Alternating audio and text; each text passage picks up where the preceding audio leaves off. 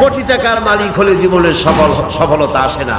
গাড়ি বাড়ি ইন্ডাস্ট্রির মালিক হলে, ক্ষমতায় গেলে জীবনের সফলতা নয়। ওই আল্লাহ পাক বলছেন, হে বিশ্বাসীরা, জীবন তোমার সফল হবে আল্লাহকে ভয় করো। কারে ভয় করতে হবে? রাষ্ট্রকে, পুলিশকে, আর্মিকে, প্রধানমন্ত্রীকে, প্রেসিডেন্টকে। কারে ভয় করতে হবে? জোরে চিল্লায় কর, আল্লাহ রাব্বুল আলামিনকে ভয় করো, নেক কাজ করো। সেই নেক কাজগুলি তোমার জন্য জান্নাতে যাওয়ার ওসিলা হয়ে যাবে। সুবহানাল্লাহ। ওসিলা তালাশ করো।